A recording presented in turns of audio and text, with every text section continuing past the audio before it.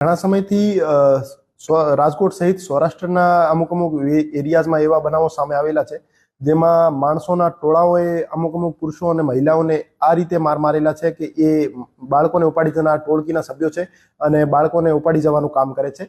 તો એ બધાને હું ક્લિયર કરવા માંગુ છું કે ફક્ત અફવા છે. એવા કોઈ પણ કિસ્સા અમારા ધ્યાનમાં આવેલા નથી જેમાં કોઈ રાજકોટ વિસ્તારમાં બાળકોને ઉપાડી જનાર કોઈ ટોળકી અથવા ગેંગ એક્ટિવ હોય અને બાળકો ઘરેથી ગાયબ થઈ ગયા હોય એવા FIR પણ અમારી પાસે રજીસ્ટર થયેલ નથી.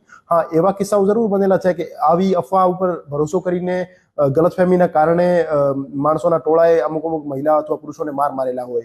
તો હું તમામને અપીલ કરવા માંગુ છું કે સોશિયલ મીડિયા ઉપર ફરતી એવી અફવાઓ ઉપર ભરોસો ના કરે અને કાયદો પોતાની હાથમાં ના લે. આપને કોઈ પણ ગેરકાયદેસર પ્રવૃત્તિ જણાઈ આવતી હોય આજુબાજુમાં તો આપ તરત જ લોકલ પોલીસ સ્ટેશનનો કોન્ટેક્ટ કરો અથવા 112 ઉપર કોલ કરો.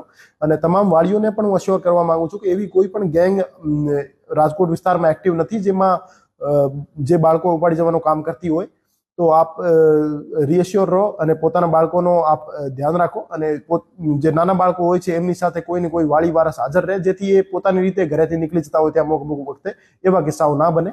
અને આપ એવી કોઈ પણ અફવા હોય તો એને પ્રોપર વેરિફિકેશન કર્યા વગર આપ વગર સોચ્યા સમજા કોઈ પણ વોટ્સએપ ગ્રુપમાં અથવા સોશિયલ મીડિયા પ્લેટફોર્મ ઉપર ફોરવર્ડ ના કરો. એને પ્રોપર વેરિફિકેશન કર્યા પછી જ આપ કોઈ પણ ન્યૂઝ સોશિયલ મીડિયા ઉપર શેર કરો અને જવાબદારીપૂર્વક વર્તન કરો. લોકોને સાથે સાથે અપીલ કરશો કે આ વોટ્સઅપ બધું ફોરવર્ડ કરતા હોય છે, લોકોને શું અપીલ કરશો કે આવું કંઈ થાય તો શું પહેલા કરવું જોઈએ? સૌથી પહેલા તો સોશિયલ મીડિયા પ્લેટફોર્મ્સ જે છે એક્સ, ઇન્સ્ટાગ્રામ, ફેસબુક એના ઉપર અમારી ટીમો તો વોચ રાખી રહી છે પણ અમુક વોટ્સએપ ગ્રુપ ઉપર અમે વોચ નહીં રાખી શકતા જેમાં સોસાયટીના જે ઇન્ટરનલ ગ્રુપ્સ હોય છે. તો એમાં કોઈ પણ મેસેજ આપ ફોરવર્ડ કરો અથવા સર્ક્યુલેટ કરો તો એ સાચું હોય અને વેરીફાઈડ હોય. ફક્ત અને ફક્ત ક્યાંથી રિસીવ થયેલો મેસેજ આપ વગર સોચ્યા સમજા બીજા ગ્રુપમાં ફોરવર્ડ ના કરો જેનાથી કોઈ પેનિક ક્રિએટ થાય.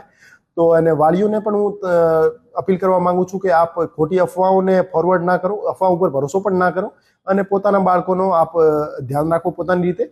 અને નાના બાળકો જે હોય છે એના ઘરેથી નીકળી જવાના અમુક કિસ્સાઓ બનતા હોય છે તો એવા કિસ્સાઓ ના બને એના માટે આપ પરિવારનો કોઈ ને કોઈ સભ્ય એમની સાથે આપ રાખો.